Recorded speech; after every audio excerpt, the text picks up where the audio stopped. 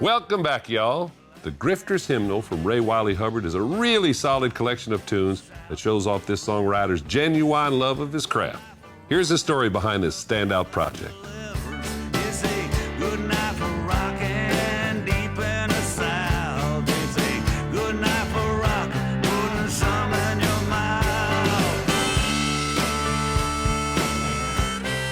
Well, the album is called the Grifters Hymnal, and I always felt that ever since I was a child that there should be a hymnal for grifters. An old, wore-out songwriter, blues folk cat, kind of his thought process as, where he or where I am at right now. And so that's kind of how all the songs came together. Don't do you no good, sitting around crying, I believe I'm gonna count my blessings. I believe I am. I'm gonna count my blessings.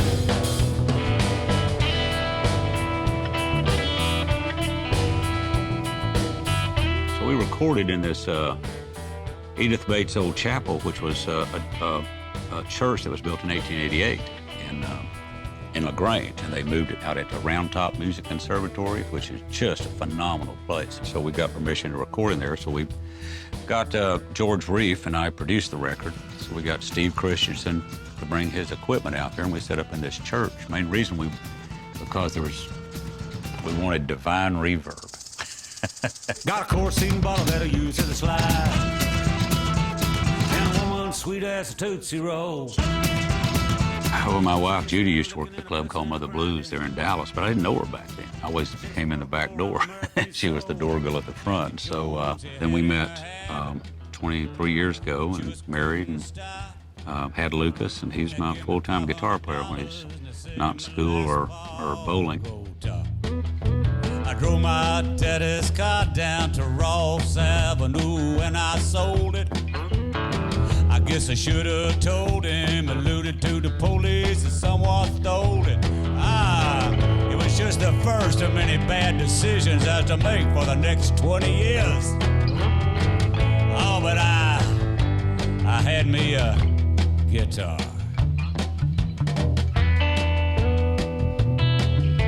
We did the Ringo Starr, his album Book Hoops of Blue. There's a bonus track called Coochie Coochie, and I'd met Ringo, and we were talking one time just about everything, and he just said, I really like your song. I said, I really like your songwriting too. And he said, well, but nobody thinks of me as a songwriter. That's one of my favorite songs is Coochie Coochie off Book Hoops of Blues, because it's just one chord, just this groove. And he goes, really? And I said, yeah, I may record it. And he goes, oh, I'd like to hear that. And so on the record, there's kind of this, just everybody just kind of tuning up. And then we started it, just played it through, just live like that. So we sent it to Ringo. I said, we're gonna kind of edit out kind of that gnarly stuff at the front where we're just goofing off. And he goes, oh, that was funny, leave it in there. So that's why on the album it's kind of got this, well, I got everything. We were just kind of getting ready to record. And so it's on there because Ringo liked it. Seen everything I wanted to see. Where are you, my coochie coochie, coochie coochie coo? I feel very fortunate, that I started off in folk music, where the lyrics, are so important.